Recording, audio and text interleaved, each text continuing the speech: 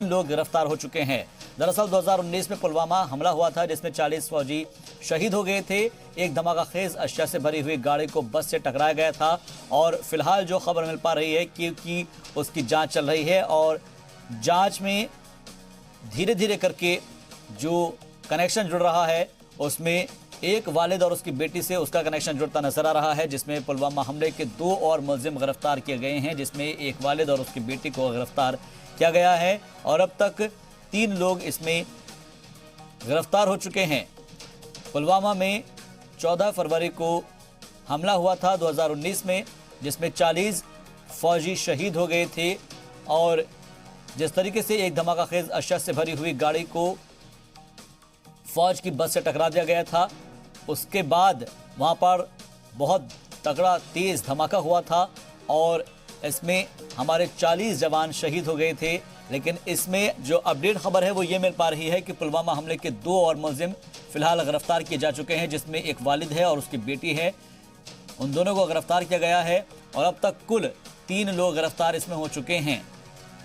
2019 14 फरवरी आपको याद ही होगा कि किस तरीके से दहशतगर्दों ने धमाका-खेज अशिया से भरी हुई गाड़ी को फौज की जो गाड़ियां जा रही थी, जो काफिला जा रहा था, उससे टकरा दिया था और उसमें हमारी फौज के 40 जवान शहीद हो गए थे। 2019 में हुआ पुलवामा हमला जिसमें सीआरपीएफ के 40 जवान शहीद हुए थे की जांच को आगे बढ़ाते हुए एनआईए ने आज पुलवामा के ही हरकीपोरा गांव से एक पिता और उसकी बेटी को गिरफ्तार कर लिया है। एनआईए के मुताबिक आरोप ये है कि इन दोनों ने ही अपने घर में उन तमाम लोगों को जो है शरण दी थी जिन्होंने पुलवामा हमले को अंजाम दिया था, जिसमें शाकिर मागरे जिसे कुछ दिन पहले हिरासत में लिया गया है। इसके अलावा आदिल डार जो मुख्य आरोपी था जिसने जो आत्मघाती हमला था उसको अंजाम दिया था, और इसके अलावा जो ट्रेनर था इनका पाकिस्तानी मूली का मिलिटेंट, उसको भी शरण दी गई थी और इसी मकान में काफ़ी दिनों तक योजना बनाई गई थी कि कैसे इस हमले को अंजाम दिया जाएगा। सारा विस्फोटक वहां अरेंज किया गया था और इसके अलावा अब तक अगर हम बात करें तो एनआईए ने 3 लोगों की गिरफ्तारी जो है कुछ ही दिनों में इस मामले को लेकर की है, जिसमें शाकिर मागरे की अगर हम बात करें तो उसका बहुत ही मुख्य रोल माना जा रहा है, क्योंकि वो शख्स है जिसने सीआरपीएफ काफिले की आवाजाही के बारे में मिलिटेंट्स को सूचना दी। इसके अलावा उसने उस गाड़ी को भी स्पॉट तक लगभग ले गया था जहां ये हमला हुआ था और तमाम विस्फोटक और हथियार जो है वो उनको भी एक जगह से दूसरी जगह ले जाने में उसका हाथ था। कहीं ना कहीं उसका मुख्य रोल इसमें रहा है। लेकिन जिस तरह से एनआईए जो है जांच कर रही है उससे ये साफ जाहिर है कि एनआईए इस मामले के से जुड़े हर उस शख्स तक पहुंचना चाहती है जिसने मिलकर ये योजना बनाई थी। हालांकि जो भी सकरिया मिलिटेंट्स इसमें मुलविस थे उनको पहले ही मार दिया गया है। सुरक्षा बलों का दावा है कि जितने भी एक्टिव मिलिटेंट्स इन्वॉल्व थे इसमें उनको सबको एलिमिनेट किया गया है। अब देखना ये होगा कि एनआईए इसमें अपनी जांच में और कितनी गिरफ्तारियां करती है और कितने लोगों से ये तार जो है जुड़े मिलते हैं। कैमरा पर्सन इरफान मंजूर के साथ खालिद हुसैन, जी मीडिया कश्मीर। और इस खबर पर मजीद अपडेट के साथ जी मीडिया नुमाइंदे खालिद हुसैन हमारे साथ फोन लाइन पर जुड़ गए हैं। खालिद, सबसे पहले आपसे समझना चाहेंगे कि आखिर कौन ये शख्स है जिसको उसकी बेटी के साथ गिरफ्तार किया गया है और उसका क्या कुछ कनेक्शन निकलकर पुलवामा हमले से सामने आया है? देखिए, ये हकरीपोरा पुलवामा लेटपोरा में का रहने वाला तारिक अहमद है, जिसको बीती रात जो है एनआईए ने हिरासत में लिया है और जब छापामारी हुई तब सीआरपीएफ जम्मू कश्मीर पुलिस की टीम उनके साथ थी। चलिए, उन्हें पुलिस स्टेशन बुलाया गया जहां पूछताछ हुई। वहां उन्होंने जो है एक्सेप्ट किया कि वो इस पूरी योजना में कहीं ना कहीं उनका रोल था और ये था कि वो जो उनका घर था वहां पर सारे मिलिटेंट्स, चाहे वो पाकिस्तानी थे या सुडानी थे, जो इस हमले से जुड़े हुए थे, वहां पर उनको शरण दी गई थी, उनको खाना पीना दिया गया था और वहीं उन्हीं के घर में ये योजना जो है तैयार हुई थी। और उसके बाद पुलिस ने उन्हें एनआईए के हवाले कर दिया और एनआईए आगे की पूछताछ करेगी। लेकिन ये पहली दफा है कि किसी महिला को जो है पुलवामा ब्लास्ट के केस में अरेस्ट किया गया है। अब तक अगर हम देखें तो 3 ऐसे लोग जो है अरेस्ट हुए हैं पिछले 3 दिनों में, जिसमें शाकिर मागरे को 2 दिन पहले अरेस्ट किया गया, जिसका बहुत ही अहम रोल था इस मामले में जी। कुल मिलाकर देखें तो एनआईए हर उस शख्स तक पहुंचना चाहती है जिसने ये योजना रची हमले की, और जो कहीं ना कहीं छोटा से छोटा काम भी जिसने इस हमले के लिए किया है उस तक भी एनआईए पहुंचना चाहती है। हालांकि जो एक्टिव मिलिटेंट्स थे उनको पिछले बीते साल में ही जैश के जितने भी कमांडर्स थे सबको मार दिया गया था सुरक्षा बलों द्वारा, चाहे वो पाकिस्तानी थे या स्थानीय थे। लेकिन अब भी जो ओवरग्राउंड वर्कर्स है उन पर नकेल कसी जा रही है और हर उस शख्स को टटोला जा रहा है, हर जगह छापामारी हो रही है और गिरफ्तारियां लगातार जारी है। जी। लेकिन खालिद, एक चीज और समझना चाहेंगे, ये बात तो तकरीबन तय हो गई थी कि बिना मकामी बाशिंदे के, मकामी लोगों के इस चीज को अंजाम नहीं दिया जा सकता था। इस हमले के अंदर बहुत से लोग ऐसे हैं जो मकामी लोग हैं जिन्होंने इस वारदात के अंदर उन लोगों को, उन दहशतगर्दों को पनाह दी है, जिस तरह से आपने जिक्र भी किया अपनी रिपोर्ट में। लेकिन एक चीज समझना चाहेंगे कि इतनी दूर तक जो ये लोग अशिया लेकर पहुंचे थे, क्या उस अशिया को लेकर आने में भी इनका अहम रोल था? और दूसरा, जो खातून जिसका, लेडी का जिक्र किया जा रहा है, जिस शख्स की बेटी का जिक्र किया जा रहा है, उसने क्या किरदार अदा किया? क्या इस बात की जानकारी मिल पाई है? देखिए, ये सभी लोग जो गिरफ्तार हुए हैं वो ओवरग्राउंड वर्कर की हैसियत से काम कर रहे थे।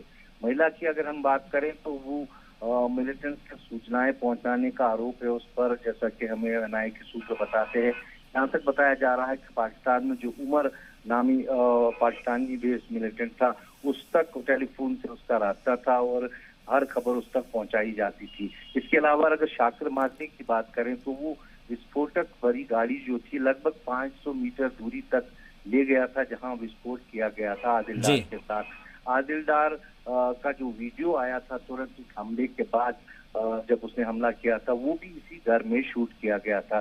कई ऐसे मामले हैं जो इनसे जुड़े हुए हैं और जो ओवरग्राउंड वर्कर्स हैं, जो स्थानीय लोग हैं, उनसे मिलकर ही ये सारी जो है घटना की योजना बनाई गई थी, क्योंकि इतना बड़ा हमला जो था अंजाम देना बिना लोकल सपोर्ट के मुमकिन नहीं था। इसलिए हर जगह, पुलवामा हो, लेथपोरा हो, त्राल हो, हर जगह कहीं न कहीं जो है इस हमले की कड़ी जुड़ती है और जहां पर भी इंसाफ होता है कि इसका तार जुड़ा है वहां एनआईए। बिल्कुल, यानी कि कड़ी से कड़ी जोड़ने की कोशिश की जा रही है और उसके बाद ही जो अहम लोग हैं जो इसमें मुलविस थे उन तक पहुंचा जाएगा। बहुत बहुत शुक्रिया हमसे बातचीत के लिए, मजीद अपडेट के लिए आपका खालिद। और अपने नाज़रीन को बता दें कि तकरीबन 1 साल से ज़्यादा का वक्फा इसके अंदर हो चुका है, वक्त हो चुका है, और उसके बावजूद अभी तक जो लोग इसमें मुलविस है उन तक पहुँचने की कोशिश की जा रही है। लिहाजा हर एक उस शख्स तक पहुँचने के लिए अलग अलग तरीके से जाँच की जा रही है और एनआईए उसके अंदर पल पल अपडेट लेते हुए आगे बढ़ रही है कि ताकि जो भी लोग इसके अंदर कसूरवार है उनको फांसी के फंदे तक पहुंचाया जा सके। इसी बीच एक और बड़ी खबर का रुख कर रहे हैं। पाकिस्तान ने एक मरतबा फिर से सीज फायर की खिलाफ वर्जी की है। पुंछ के मनकुट और मेंढर सेक्टर में सीज फायर तोड़ा है। रिहायशी इलाकों को भी निशाना बनाया गया है। सरहद से मुत्तसिल इलाकों में गोलाबारी की है। हिंदुस्तानी फौज फिलहाल इस सभी को मुंहतोड़ जवाब दे रही है। आपको यह याद दिला दें कि पुंछ में पाकिस्तानी फौज गुज़िश्ता कई माह से रुक रुक कर गोलाबारी कर रही है और आज सुबह तड़के करीब 3:30 बजे भी पाक फौजियों ने मेंढर तहसील में सरहद पर गोलाबारी करते हुए मोर्टार दागे हैं और अपनी गोलाबारी से डराना, बसूनी, कलर गांव को निशाना बनाया है। गाँव वालों का कहना है कि गोलाबारी के वक्त मकामी लोग मकान में सोए हुए थे कि अचानक गोलाबारी से उनकी नींद खुल गई। लोगों के मुताबिक जब वो लोग कुछ आते तब तक मोर्टार गांव के पास आ चुके थे। एक मकान के नाल लगा ते को पीछे काफी ज्यादा नुकसान है ते बाकी इधर आगे मकान ने कर लगा ना ते कुछ तो थल्ला लगा। आज रात 3:17 या 20 के दरमियान लगे। 19-20 में तो ये 4 गोली लगातार लग गए, तो बहुत परेशान कर रहे हैं हमें। ये रात को सोए हुए हैं, बच्चे भी सारे सभी तो परेशान हो जाते हैं, बच्चे रोना शुरू कर देते हैं। और इस खबर पर मजीद अपडेट के साथ रमेश बाली हमारे नुमाइंदे जुड़ गए हैं। रमेश, आपसे जानना चाहेंगे कि जिस तरीके से ये निशाना बनाया जा रहा है सरहद से मुत्तसिल इलाकों को, उसको लेकर हुकूमत की जानिब से या फिर इंतजामिया की जानिब से क्या कुछ कदम उठाए जा रहे हैं और ये जो गोलाबारी की जा रही है उससे कितना नुकसान पहुंचा है? जी, आपको बता दें कि पुंछ जिले में पाकिस्तान की नापाक हरकत लगातार जारी है। लगातार पाकिस्तान की तरफ से गोलाबारी की जा रही है। लगातार पाकिस्तान जहां बाकी पोस्टों को अपना निशाना बनाने की कोशिश कर रहा है, वहीं सीमावर्ती गांव में भी गोलाबारी करके लोगों में दहशत फैला रहा है। पहले तो पाकिस्तान की तरफ से ज्यादातर गोलाबारी दिन के समय में की जाती थी, लेकिन अभी पिछले 2 दिनों से देखा जा रहा है कि पाकिस्तान अब रात के समय में गोलाबारी ज्यादा कर रहा है। दिन में अगर गोलाबारी होती तो लोग बंकरों या किसी सुरक्षित स्थान पर चले जाते थे और अपनी जान बचा लेते थे, लेकिन रात के समय में अचानक गोलाबारी शुरू कर देता है, जिससे लोगों में एक डर पैदा हो गया है, जिससे गांव वाले अभी डरे हुए हैं। गांव वालों का कहना है कि हम रात को सोए हुए होते हैं तो अचानक पाकिस्तान की तरफ से गोलाबारी शुरू हो जाती है और रात के समय कहीं हम भाग भी नहीं सकते। सोमवार को भी पाकिस्तान की तरफ से बालाकोट के कई गांवों को निशाना बनाया गया था, जिसमें 2 से 3 मकान का भी काफी नुकसान हुआ था। आज भी सुबह 3:30 पर अचानक पाकिस्तान की तरफ से मनकोट सेक्टर में गोलाबारी की गई, जिससे जो सुबह 5 बजे तक जारी रही, जिससे दुबराज गांव में जहां लोगों के खेतों को काफी नुकसान हुआ, वहीं लोगों के घरों पर मोटार लगने से भी लोगों के घरों का भी काफी नुकसान हुआ है। लेकिन इसके अलावा जो चीज़ इससे पहले भी हमने कई मरतबा जब आपसे बात की है तो वहाँ पर इस तरह के मोर्टार दागे जाते हैं, गोलाबारी होती रहती है, हिंदुस्तानी फौज मुंहतोड़ जवाब भी दे रही है, लेकिन ये लोग जो वहाँ के मकामी बाशिंदे हैं, इनको रहने के क्या कुछ इंतजामात सरकार की तरफ से किए जा रहे हैं? या तो इनको यहाँ से विस्थापित कर दिया जाए, दूसरी जगह पर नकल मकानी कर दिया जाए, या फिर इनके लिए बंकर्स का इंतजाम किया जाए। क्या सरकार की तरफ से कुछ ऐसे इकदाम उठाए जा रहे हैं? जी बिल्कुल, आपको बता दें कि लोगों की ज्यादातर जो मांग रहती है वो बैंकरों की मांग रहती है कि अगर पक्के बैंकर हर घर के पास बन जाएगा तो हम सुरक्षित रहेंगे। लोगों का ये कहना कि हम यहाँ से अगर शिफ्ट करके दूसरी जगह पे जाएंगे, हमारी प्रॉपर्टी, हमारे जो खेत यहीं पे हैं, और दूसरा जो हमारे मवेशी हैं उनको लेके कहाँ जाएंगे? जो इंसान है उनके तो हम जान बचा लेंगे, लेकिन जो हमारे मवेशी उनको लेके कहाँ जाएंगे? वैसे जिला इंतजामिया की तरफ से भी जो शहर में कुछ ऐसे पॉइंट उन्होंने देखे हैं कि अगर इनके ज्यादा से ज्यादा गोलाबारी होती है और ज्यादा नुकसान होता है तो इन लोगों को वहां पे शिफ्ट किया जाए। लेकिन लोगों की ज्यादातर जो अभी मांग यही है कि हमें बैंकर दिए जाए। सरकार की तरफ से कम्युनिटी बैंकर बनाने का जो प्रोसेस काफी तेज से भी चल रहा था, लेकिन अब लोगों की यह है कि बैंकर है तो घर से बात पे बाहर जाना मुश्किल हो जाता है, इसलिए उनकी ज्यादा से ज्यादा यही डिमांड है कि जो इंडिविजुअल बैंकर दिए जाए, ताकि हम जैसे ही गोलाबारी हो सुरक्षित बैंकरों में चले जाएं। बहुत बहुत शुक्रिया हमसे बातचीत के लिए। मजीद अपडेट के लिए रमेश बाली आपका। तो पाकिस्तान ने एक बार फिर से सीज़फायर की खिलाफ वर्जी की है, जिसका हिंदुस्तानी फौज की तरफ से भी मुंहतोड़ जवाब दिया गया है। पुंछ के मनकोट और मेंढर सेक्टर में सीज़फायर की खिलाफ वर्जी की गई है, रिहायशी इलाकों को भी निशाना बनाया गया है।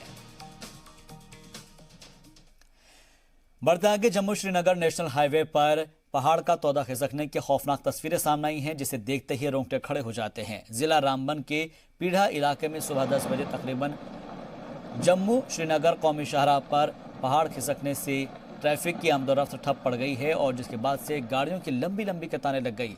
हालांकि गनीमत ये रही कि किसी तरह का किसी को कोई नुकसान नहीं पहुंचा है।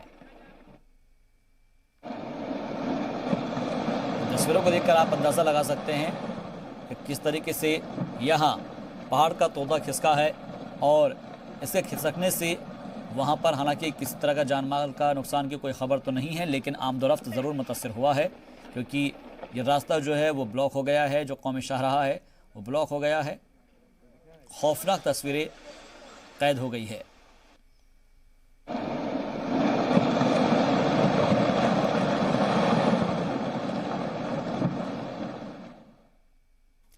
जम्मू कश्मीर के राजौरी में ऑर्गेनिक खेती की जमकर तारीफ की जा रही है। देसी खाद के जरिए पैदा होने वाली सब्जियों को बाजार में अच्छे दाम मिल रहे हैं।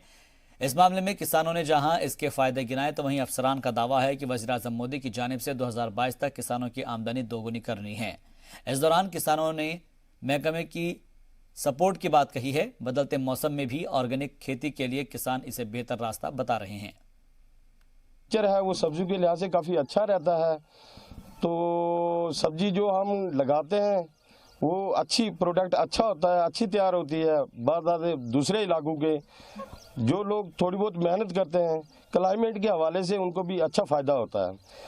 पहले कुछ सर्दियों का सीज़न था, वो भी अच्छा निकल गया। अब गर्मियों का सीज़न आ रहा है, कुछ सीड लगाया गया है, तो अब आस्ता आस्ता वो तैयार किया जा रहा है। लेकिन हमें बिल्कुल हमारे जो बच्चे हैं वो स्कूलों में भी जाते हैं, अच्छे स्कूलों में भी जाते हैं। हम अपनी मेहनत करते हैं, अच्छे स्कूल में पढ़ते हुए हमारी मेहनत है। अलबत्ता जितनी हम मेहनत करते हैं हमें उतनी सपोर्ट नहीं होती। सब सब्जी इस समय कड़म चल रहा है, मूली चल रही है, गोभी चल रही है, बंद गोभी चल रही है, धनिया चल रहा है, सोए, पालक और जो भी संतरा यहाँ का, मौसमी, किन्नू, गरगल, जो भी यहाँ पे काफ़ी, टमाटर, यहाँ पे सब्जी मंडी में फ्रूट भी काफ़ी आता है। यहाँ के आम के सीजनों में आम आता है, इस समय संतरे का सीजन चल रहा है, किन्नू का सीजन चल रहा है, संतरा किन्नू काफ़ी आ रहा है, इसके लिए काफ़ी ज़रूरी है। हर लिहाज से देसी खाद जो है वो जरूरी है। मैं तो ये कहता हूँ कि सब देसी खाद का प्रयोग करें और स्वस्थ रहें। कनक मक्का की अपेक्षा ये थी कि कनक मक्का 6 महीने में तैयार होती है, जो मक्की है वो तकरीबन 5 महीने में होती है और कनक 7 महीने ले लेती है जहाँ पे, और उसका मार्केट प्राइस इतना अच्छा नहीं है, उसकी आउटपुट इतनी नहीं निकलती है। जो वेजिटेबल है सर, इसमें एक तो इसके बीज इतने स्ट्रांग हैं जो हमें बहुत अच्छे मिलते हैं, और जो हमारे जो सुंदरबानी महकमा है, जो एग्रीकल्चर महकमा चंद्र जी हैं आजकल इसकी देखरेख करने वाले, ये हमें मतलब कि टाइम से पहले सीड जो है प्रोवाइड करते हैं। ऑर्गेनिक खेती में हुकूमत के सपोर्ट पर लोगों का क्या कहना है ये तो आपने सुन लिया है, लेकिन अफसरान का क्या कहना है वो भी आपको सुनाते हैं। मेरा लगाव और मेरे किसानों के साथ हमारी टीम जो है एग्रीकल्चर सुंदरबनी, वो बहुत क्वालिफाइड हमारा स्टाफ है सारा। तो हमारी कोशिश रहती है कि डोर स्टेप पे जो सर्विसेज हैं फार्मर्स को दी जाएं। हम लोगों ने सबसे पहले इन गाँव में जाके पंचायत वाइज हमने सर्वे किया, कहाँ कहाँ किस किस चीज़ की एग्रीकल्चर रिलेटेड जो कमियां हैं वो देखी जाए, और उसकी एक पूरी तरह एक रिपोर्ट बना के हमने अभी बजवाल में हम लोग एक जो सॉइल टेस्टिंग कर रहे हैं चारों पंचायतों की, बजवाल की 4 पंचायतें हैं, उनकी सॉइल टेस्टिंग हो रही है। और इसको ऑर्गेनिक पैटर्न पे कोई सेंट्रल गवर्नमेंट का कोई प्रोजेक्ट है, तो हम लोग एक ऑर्गेनिक पैटर्न पे इसको डेवलप करने की बात चल रही है। यहाँ तक फार्मर्स की इनकम का सवाल है, 2022 तक हमने डबलिंग का एक टारगेट माननीय प्रधानमंत्री जी ने रखा है।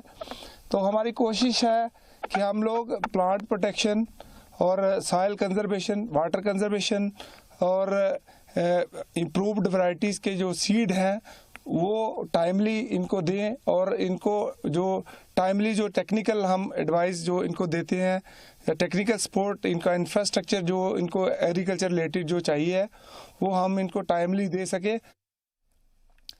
वज़ीर-ए-आज़म नरेंद्र मोदी ने पीर की रात को एक ऐसा ट्वीट किया जिससे सोशल मीडिया में हलचल पैदा हो गई।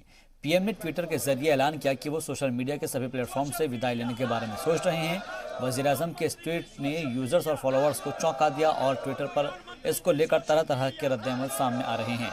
इसी को लेकर शिवसेना डोगरा फ्रंट ने भी वज़ीर-ए-आज़म से सोशल मीडिया न छोड़ने की अपील की है। फ्रंट के सदर अशोक गुप्ता ने कहा है कि सोशल मीडिया पर करोड़ों लोग वज़ीर-ए-आज़म को फॉलो करते हैं, इतने लोगों को मायूस नहीं करना चाहिए। इस मौके पर उन्होंने वज़ीर-ए-आज़म से गैर मुल्की मीडिया पर पाबंदी आयद करने की अपील की। मंदिरों के शहर जम्मू में 2 खास चौक का नाम बदलकर भारत माता चौक और अटल जी चौक रख दिया गया है। इस बात का फैसला हाल ही में हुई जम्मू नगर निगम की जनरल हाउस मीटिंग में लिया गया है। फैसले को अमल में लाते ही नगर निगम ने जम्मू शहर में मशहूर सिटी चौक का नाम भारत माता चौक और पंजतीर्थी से जुड़े सर्कुलर रोड चौक का नाम अटल जी चौक रख दिया है। दोनों ही चौक पर नगर निगम ने बोर्ड भी लगा दिया है। वाज़ेह रहे कि आने वाले वक्त में कुछ और चौक चौराहों के नाम बदलने की तजवीज़ भी जनरल हाउस की मीटिंग में पास हो चुकी है। पुराना नाम था सिटी चौक, अभी नया चौक नाम रख दिया गया। ठीक है, जो चले अब नई पीढ़ी आएगी वो उनको पता चलेगा भाई ये नाम है, पहले पुराने को तो नहीं चलेगा। हाँ जी, अब नया बना है, ये भारत माता चौक बना है, पहले ये सिटी चौक था। ठीक है, ये पुराने बुजुर्ग थे उनको पता है ये पुराना सिटी चौक है हमारा। ठीक है, अब जो नए आएंगे उनको अभी कहीं को कम पता चलेगा, अभी जो बोलेंगे जी ये भारत माता चौक ही है। जम्मू कश्मीर को रियासत का दर्जा दिए जाने के मुतालबे को लेकर साथ ही दिल्ली तशद्दुद की जुडिशल जांच का भी मुतालबा किया गया है। उन्होंने कहा है कि जम्मू कश्मीर की तरक्की के लिए ज़रूरी है कि सरकार जम्मू कश्मीर को एक बार फिर से मुकम्मल रियासत का दर्जा दे। इस मौके पर उन्होंने दिल्ली में हुए फसादात की मजम्मत की और दिल्ली उत्तर प्रदेश में हुए फसादात की जुडिशल जांच का भी मुतालबा किया। धरना जो है न सिर्फ ये है कि जम्मू कश्मीर में जिस तरह के हालात 5 अगस्त के बाद बने हैं इनको वापस बहाल करने के लिए और रियासत का दर्जा बहाल करने के लिए ये प्रोटेस्ट है, लेकिन इसके साथ ही जो पूरे मुल्क के अंदर गवर्नमेंट की स्पॉन्सर्ड किस्म की फिरका परस्ती है उसके बारे में जुडिशियल इंक्वायरी होनी चाहिए। यूपी के अंदर कम से कम 30-40 लोग मारे गए, कम से कम 3 दर्जन लोग दिल्ली कैपिटल में मारे गए। पुलिस तमाशाई बनता रही बल्कि दंगाइयों की हिमायत करती रही। ऐसी हालत में उसकी जुडिशियल इंक्वायरी करना बहुत जरूरी है। सियासी सरगर्मियों पर बात करते हुए शुमाली कश्मीर के कुपवाड़ा के पीडीपी यूथ विंग के जनरल सेक्रेटरी का बड़ा बयान सामने आया है। पीडीपी यूथ विंग के जनरल सेक्रेटरी मोहम्मद अशरफ ने कहा है कि रियासत में सियासी सरगर्मियां तभी हो सकती है जब सियासी लीडरान को रिहा किया जाएगा। इसके साथ ही वज़ीर-ए-आज़म नरेंद्र मोदी पर यकीन जताते हुए कहा कि हमें वो वक्त याद है जब उन्होंने कहा था कि हम कश्मीरियों का दिल गले लगाकर जीतना चाहते हैं। साथ ही तारीफ करते हुए उन्होंने कहा कि कुपवाड़ा में अब हालात गुज़िश्ता कई बरस से बेहतर हो रहे हैं। सियासत के लिहाज से मैं ये कहूँगा कि सियासी तौर पर अभी मतलब लोगों में एक डर महसूस हो रहा है, क्योंकि जब बड़े लीडर अंदर मतलब बंद है, अंडर पीएस से है, तो छोटे मतलब जो ग्राउंड लेवल के वर्कर्स हैं या वोटर्स में कहूँगा, उनमें भी एक वो खुशी नहीं है कि जैसे पहले, क्योंकि इन्होंने ही लोगों के दिलों में डर पैदा किया है। श्रीनगर में पीडीपी की यूथ कॉन्वोकेशन मीटिंग का इनेकाद किया गया, जिसमें पीडीपी के यूथ लीडरान ने शिरकत की और पार्टी की आगे की हिकमत अमली पर गौर ख्वास किया। इस दौरान पार्टी के रियासती यूथ जनरल सेक्रेटरी मोहसिन ने कहा है कि उनकी पार्टी सदर जेल में है और जब उन्हें रिहा किया जाएगा तभी वो पार्टी की सियासी सरगर्मियों के ऊपर कोई गौर करेगी। मोहसिन ने कहा है कि इसमें सभी पार्टी के यूथ लीडरान ने शिरकत की। सबको कहना था, जब हमने इनको सुना, इनका यही कहना था कि पहले हम अपनी पार्टी के साथ है, अपनी पार्टी प्रेसिडेंट के साथ है, और जो हमने इनसे सुना, और दूसरी बात इनका सबको कहना था कि हमारी पार्टी प्रेसिडेंट को छोड़ा जाए। और मैं आपके माध्यम से भी ये बोलना चाहता हूँ कि हमारी जो मीटिंग में कंक्लूड आया, 2 चीज़ें आया। एक चीज़ आया कि हम अपनी पार्टी के साथ जुड़े हुए जो भी हम करेंगे अपनी पार्टी के साथ ही रहेंगे, और ताकि जब तक महबूब जी बाहर आएंगे। और हमारा दूसरा था कि महबूब जी को जल्द से जल्द रिलीज़ किया जाए। गुज़िश्ता हुकूमतों ने किस तरह से तरक्की की है और मौजूदा हालात और हुकूमत के तरक्याती मंसूबों का काम किस तरह से रफ्तार से चल रहा है, इसकी बानगी पुंछ जिले की सड़कों पर देखने को मिल रही है। लोगों को कई तरह की परेशानियों का सामना करना पड़ रहा है और कई बार तो मरीज अस्पताल जाने के दौरान रास्ते में ही दम तोड़ दे रहे हैं।